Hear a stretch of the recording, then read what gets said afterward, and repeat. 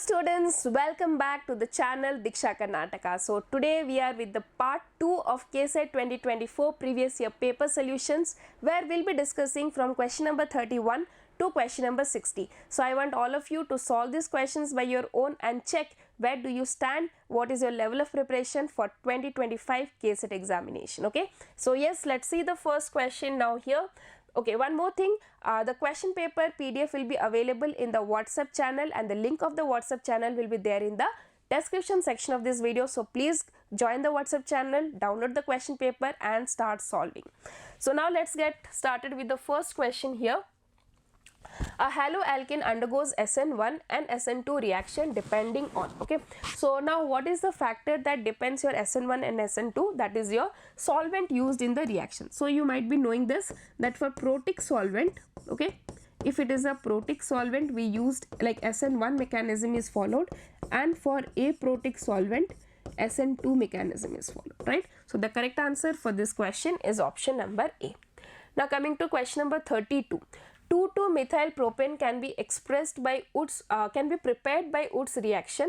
The haloalkanes taken along with metallic sodium and dry ether are. Okay, so we need to prepare 2,2-methyl propane, right? So we need this one. Okay, no, sorry, question number 32 is 2-methyl propane. So we need to prepare this one. CH3, CH3, CH3 and CH. Okay, 2-methyl propane. Now to synthesize this one, what are the things that is required, or what are the haloalkanes that you can take? So we can consider this as one haloalkane, CH3Cl, okay, and we can take this one as another, that is CH3, CH3, we have chlorine here, right? So one we have chloromethane, and this one is your 2-chloropropane, right? So once you react these two, we'll be getting the this product will be produced from the Wood's reaction. So correct answer here is option number A. Okay, so let us see the next question here. You need to, okay, this question is from the following scheme of reaction. So I think this, we can categorize this question into haloalkanes and haloarenes, right? Okay, so we need to find the reagents for the particular reactions given. So now first reaction, if you see, it is chlorine 2 is changing to fluorine, that is fluorination. So if you have C2H5Cl and it is getting converted to C2H5F, right? So I am telling, like, you have to comment down in this, what is the name of this reaction? Okay, name reaction, a very famous name reaction. So all of you who knows, please comment down and let us do the question now. So what are the reagents required? I can say it requires metallic fluorides. So if you see AgF, okay, this is a metallic fluoride, this is not a metallic fluoride, this is there, this is there. Now if you see here, next one, Y. There is one alkene is formed from a haloalkane. So there is dehydrohalogenation, and this takes place in presence of alcoholic KOH, right? So we can remove option number D, which is having aqueous KOH, right? Here also alcoholic KOH, here also alcoholic KOH. Now if you see C2H5Cl is becoming C4H10, the number of carbon is becoming double, right? So this takes place in the Wood's reaction, and Wood's reaction can take place in sodium and dry ether, right? And we have here also sodium and dry ether. So correct answer here is option number C. Okay, benzene will not play this role. Now coming to question number 34 here. Okay, so this question is from your alcohols chapter. Okay, so 8.8 gram of monohydric alcohol is added to ethyl magnesium iodide in ether and liberates 240 centimeter cube of ethane at STP. So first let us understand here what happens when ROH, that is alcohol, reacts with a Grignard reagent. Okay, so now what happens here, if you see, this part is negative, this part is positive, this is positive, this is negative. So we can connect this one. So we will get ROMgX plus R-H. Okay, so here we have some alcohol we don't know, but we know that this R- is from where? This is your ethyl magnesium iodide. So R- is ethyl. So I'll get C2H5H. So I can write C2H6, ethane. Okay, now So in ether liberates 2240 centimeter cube of ethane. So now let us calculate the moles of ethane produced, right? So number of moles of ethane will be given volume by molar volume. So given volume is 2240 centimeter cube. I can write it as ml because 1 centimeter cube is 1 ml, divided by 22400 ml, right? So if you solve this, we'll get 0.1, right? So number of moles is 0.1. Now okay, next question, let us see. Now this monohydric alcohol when oxidized using PCC, okay, so when you oxidize this one using PCC, we got a compound that forms silver mirror test. So whatever compound is forming, that gives positive silver mirror test. So you know aldehydes gives you positive silver mirror test. So if this is an aldehyde, so we can say that this compound must be one aldehyde, right, because it is giving positive silver mirror test. Now which type of alcohols can give you aldehydes? Primary alcohols can give you aldehydes, right? Okay, so now we can know that the monohydric alcohol is definitely a primary alcohol. So can we eliminate some option? Let us check. Butanol is a secondary alcohol, we can eliminate this one. This is primary. Pentane 2-OL is also a secondary alcohol, we can remove this one. Now from checking these two, okay, now how to, so what is the use of this 8.8 gram? Okay, so now you see here, this one we can say that this alcohol and this one, okay, reacted to give you this ethane, right? So I can say that 1 mole of ROH reacted with 1 mole of RMgX, okay, to produce 1 mole of ethane, right? Now according to the question, number of ethane produces 0.1 mole, so that means number of R or moles of ROH will be also be 0.1. Now we have the mass of this one. So like what is the formula of number of moles? Given mass by molar mass, right? Number of moles is 0.1 and given mass is 8.8, so molar mass you need to calculate. So molar mass will come out to be 88 gram per mole. So now out of option B and D, if you calculate the masses of these two compounds, 2,2-dimethyl propane 1-OL molar mass will be ethanol, will be 88. So let us check here. I'll draw the structure. Let us clean this area here and we'll calculate the mass of this compound, okay, and let us check whether we are getting 88 gram or not. Okay, so compound given here is 2,2-dimethyl propane 1-OL. Okay, so 1, 2, 3, 4, 5. Okay, so 12, 5 we have 60 plus 3, 3, 3 and 1. So 3 is 9 plus 1, 10 we have, plus oxygen is 16. So we have 60 plus 10, 17. 17 plus 1 second, 1, 2, 3, 4, 5. So 12 carbon, 16. Then we have hydrogen 3, 3, 3, 6, 9 plus 1, 10. And we have 1 oxygen, right? Okay, here I missed the carbons, hydrogen. So we have 12, okay, and then we have 16. So 6, 7, 8. And then we have 6, 7, 8, 88 gram per mole. So yes, the correct answer will definitely option number B here. Now coming to question number 35, when a tertiary alcohol, again this question is from your alcohols chapter. Okay, so when a tertiary alcohol A, so we have a tertiary alcohol A and its formula is given C4H10O, okay, reacts with 20% of H3PO4. So reacts with H3PO4 and its percentage is 20%. Okay, at 358 Kelvin it gives a compound B and this is C4H8. Okay, as a major product. The IUPAC name of the compound B is. So now if you see, this is a tertiary alcohol. So with C4H10 we can draw this tertiary alcohol, right? Right, now if you see H3PO4, what will happen? So it will do dehydration, so we can remove one H2O like this. So here one double bond will come, so we'll have CH2 double bond C, and then we'll have CH3, and then we'll have CH3. Okay, so now if you see the structure here, this is 1, 2 and 3. So we'll have 2-methyl propene, right? So it is 2-methyl propene. So the correct answer for this question will be option number D. Now coming to question number 36, PCC is, okay, so this question is again from alcohols, and you can also combine it with aldehydes chapter. So PCC is a complex of chromium trioxide with pyridine, okay, correct answer is option number D. Now coming to 37, propanol and propanal. So if you see the structure here, CH3COCH3, this is propanol, and CH3CH2COH, this is propanal, right? So what are the relation between them? So this is your ketone group and this is aldehyde group, right? So both are functional isomers. So the correct answer is option number B. Now coming to the next one, sodium ethanoate on heating with soda lime. Okay, so let us first draw sodium ethanoate. So CH3, C double bond O, O minus, Na plus, on reacting with soda lime. So what is the soda lime here?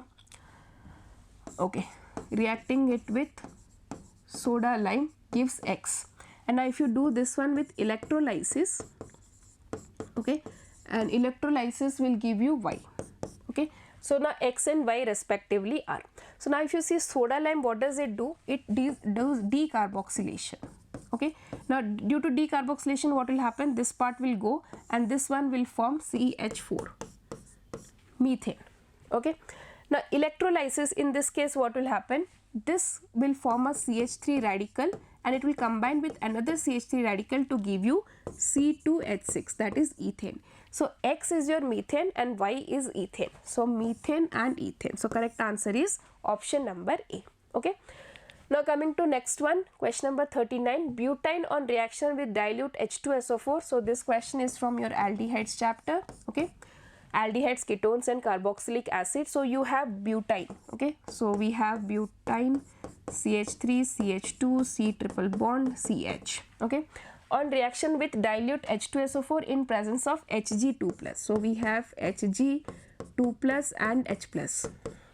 Now this one is mercuration and demercuration. So in this case what happens? H and OH is added following Markovnikov's rule without any rearrangement. So I'll write here addition, Markovnikov addition plus no rearrangement. Okay, in this case anyway there is no chance of rearrangement. So we'll get CH3, CH2, COH, double bond, CHH. Okay. Now what will happen here? There will be what we call it tautomerization, right? So due to tautomerization we can show it like this. Okay, so we can show like this. This bond comes here, this bond comes here, and it abstracts this H. So I'll get this one as CH3, CH2, C double bond, OH. Okay, so this you can see here CH3, no, not this one. C, which option we can get? Okay, one second, butane. Okay, CH3, CH2, COH. This one has to be H. One second.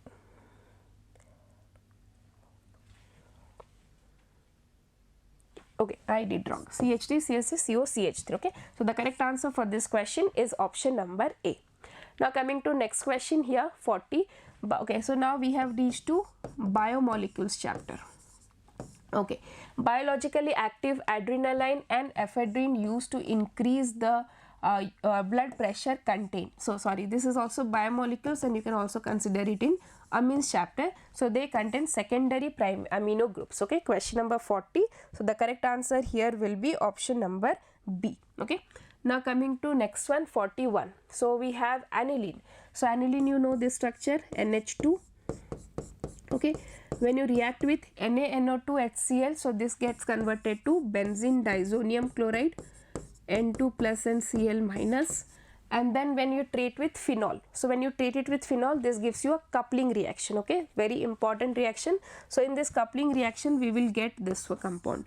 So we have N, double bond N, and then we have this one and we have OH.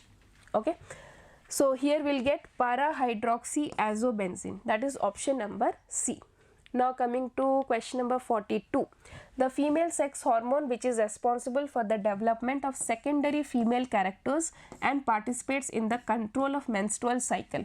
So this question is from biomolecules, right? And the topic here is hormones. So this hormone is your estradiol which controls these functions. This is estradiol. Now coming to question number 43, the type of linkage present between the nucleotides. So nucleotides are connected by phosphodiester linkage. Okay, correct answer is option number B. So you know that if two nucleotides are there, this bond is your phosphodiester linkage, right, where 3' and 5' linkage is there.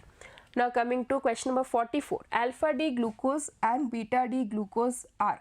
So you know if the two isomers, okay, have different configurations at C1, okay, and then we call it anomers, right? So alpha and beta glucose have configurations difference in the first carbon. So in alpha glucose it is OH is like this is for alpha, and in beta glucose OH group is like this. This is your C1, right? So that is why these two are your anomers. That is option number D.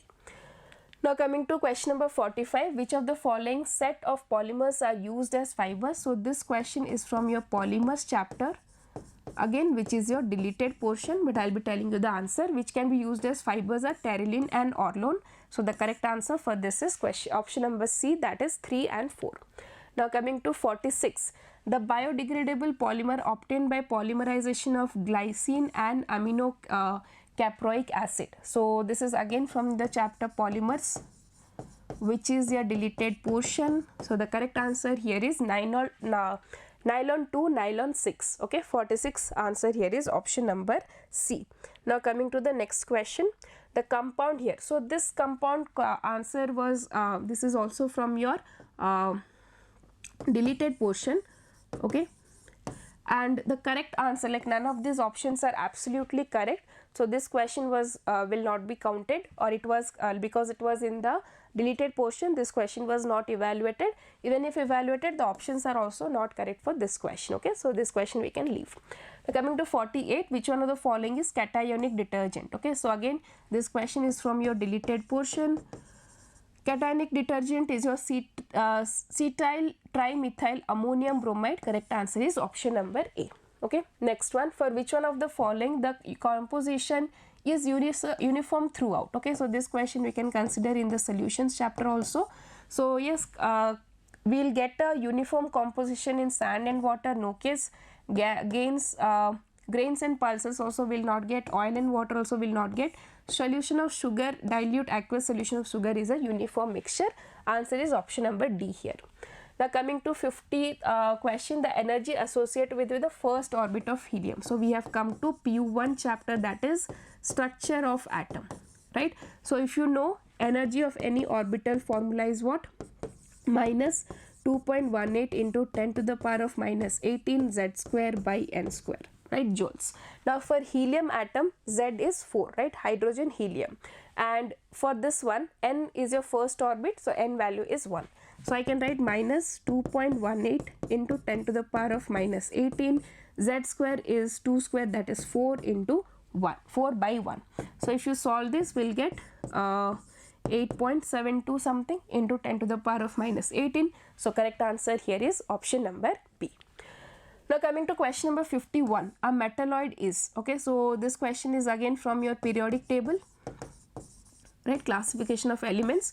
SB is a metalloid. Okay, now coming to 52, a pair of isoelectronic species with bond order of 1. Okay, so if you see N2 structure is like this, so wherever N2 is there we can remove this option, and carbon monoxide structure is like this, so we can eliminate this option also. So the remaining option is only O2 2 minus, and it has a bond order of 1. Even F2 has a bond order of 1. Okay, so we have this structure O2 2 minus and F2. Okay, bond order is 1. So the correct answer for this question is option number C. Coming to 53 question, identify the wrong relation for the real gases. Okay, So we know for real gases the formula is P plus A by B square, V minus NB is equal to RT. This is correct.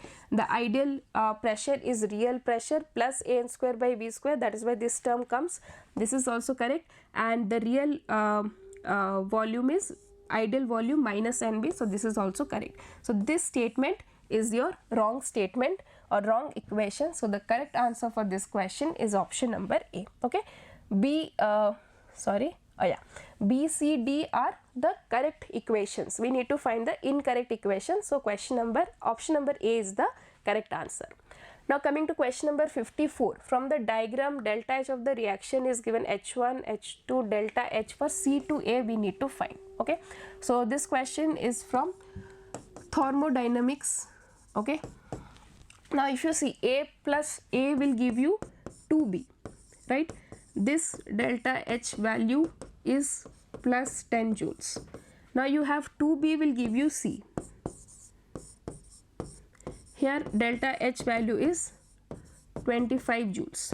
Now if you add these two, A will give you C. So this one is 35 joules. But question has asked you from C to A. So that means C to A reaction will be reversed. So value will become minus 35 joules, right? So the correct answer is option number C here. Now coming to 55. In the analysis of group 3 basic radicals of salt, the purpose of adding NH4Cl2 is, okay, so the purpose of adding NH4Cl is to suppress the dissociation of NH4OH. So this question has come from your ionic equilibrium. Topic here is common ion effect, right?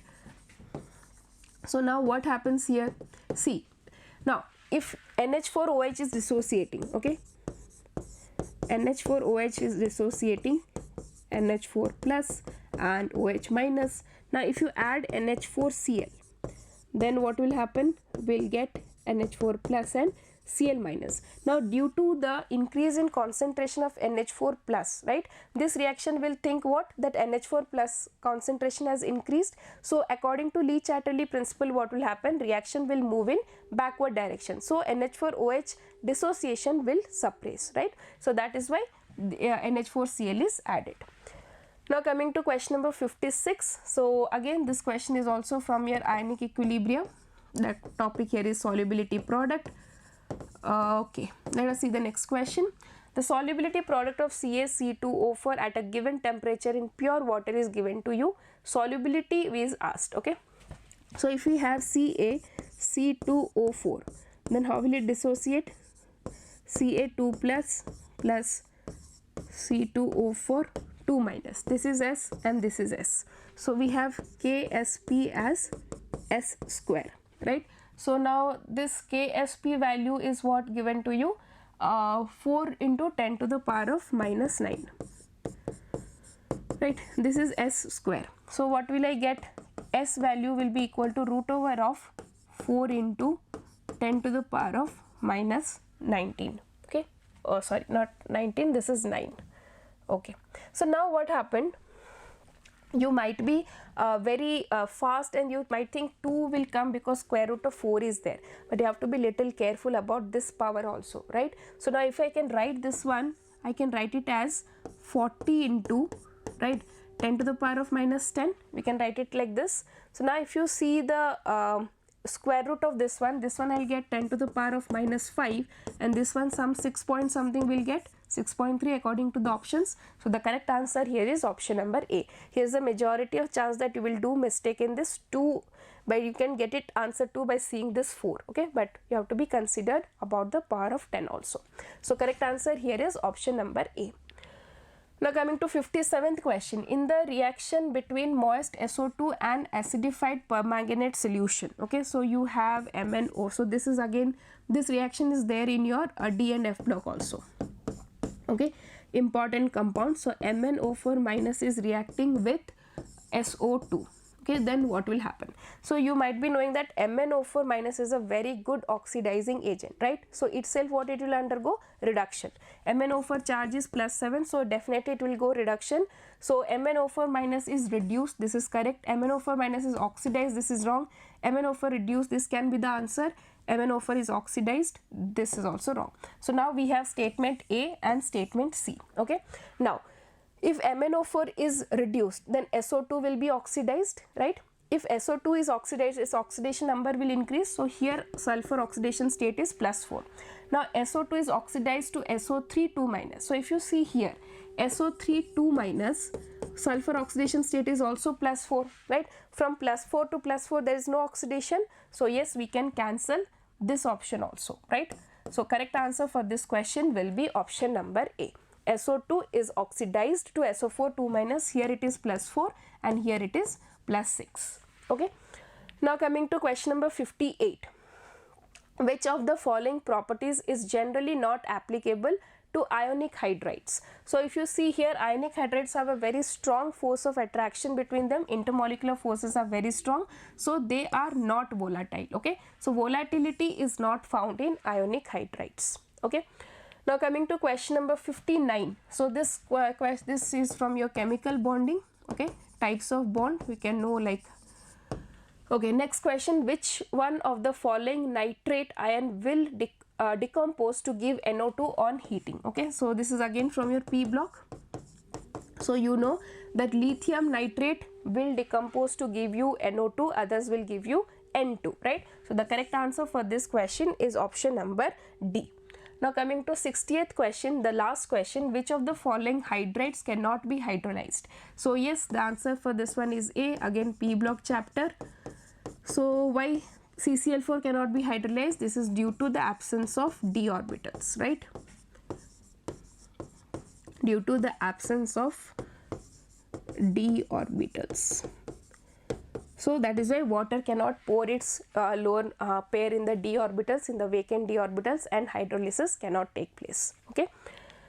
Okay, so yes students, this was the end of the part 2 of KCET 2024 syllabus. So if you have solved these 60 questions, you might have understood one thing, that part PU2 questions have been asked in majority compared to PU1. Yes, so in every KCET exam generally more focus is given or more questions are asked from your PU2 syllabus. So that is why please focus on your PU2 syllabus thoroughly, and if you have any doubt in any of these questions, please comment down, we'll definitely address it. So please solve these questions and start your preparation right now so that you can get very good scores. Okay, so yes, thank you for watching and please subscribe the channel, and all the very best for your KCET 2025 examination.